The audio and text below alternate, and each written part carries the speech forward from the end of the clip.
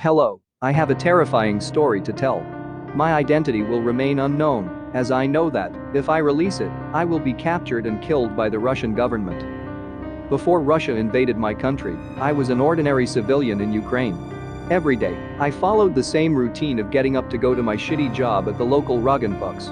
I was incredibly depressed, hoping to get out of this nightmare by any means. On February 24th, I had gotten up early as usual to walk to work. However, something was odd. In the distance I heard gunfire. It wasn't unusual for the local crackheads and druggies to have skirmishes in the streets, but there was far more gunfire than there should have been. I decided to check the news. To my surprise, Russia had started their invasion. I hoped to escape the country, but Ukraine was blocking all males from leaving the country.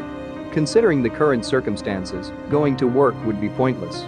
My options were rather limited, so I chose to join the Ukraine army.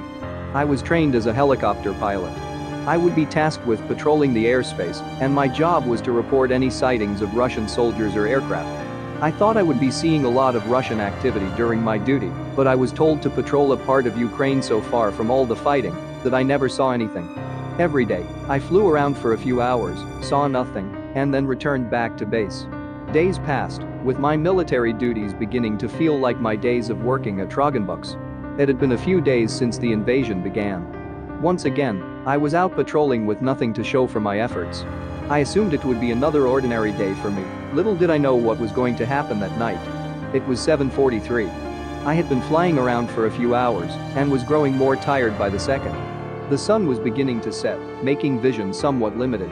It was then I heard something in the distance. It sounded almost like the buzzing of an insect, but was too loud to have been one. I peered out the left window of my helicopter and saw it. It was a creature with a purple spherical body. The arms and legs were orange. Strangely, the eye was in the center of the creature's stomach. After a moment, I realized that what I was seeing was a Rogan. For some reason, the Rogan didn't have an orange crest on the top of its head, which is one of the signature characteristics of Rogans. I looked in closer to see why, and was horrified. On top of the Rogan's head was a propeller beanie. The propeller beanie had the flag of the Russian Federation on it. I wasn't sure why the beanie had the Russian flag on it. The Rogan must have been a big fan of Russia or something. Suddenly, the Rogan stopped moving and began to idle in place, staring right at me. I knew that it had seen me, so I tried to fly away as fast as the helicopter could go.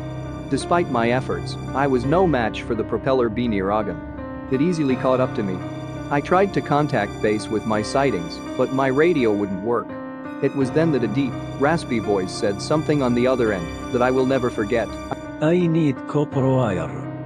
The moment it said that, I heard the sound of metal bending outside of my helicopter, along with what sounded like copper wires being ripped out. My helicopter began to malfunction. I peered out my window and saw the Rogan holding multiple coils worth of copper wire. Once it had removed what I assumed was all the copper wiring, it began dumping Rogano's delicious canned spaghetti into the fuel intake hole, causing the engine to explode. My helicopter began spiraling out of control towards the ground. The last thing I saw, before crashing and blacking out, was the Rogan, staring at me through my window. I woke up the next day, covered in cuts and bruises. Miraculously, I had survived. I crawled out of what remained of the helicopter. I was surprised to see that I crashed in Russia, which I knew because of the sign that said Russia on it. In the distance, I saw something that terrified me. It was a propeller beanie factory. I saw hundreds of Rogans going to and from the factory. The ones returning to the factory were all carrying copper wire. I darted back under the rubble, hoping none of them had seen me. As I am writing this, I hear the whirs of propeller beanies getting closer.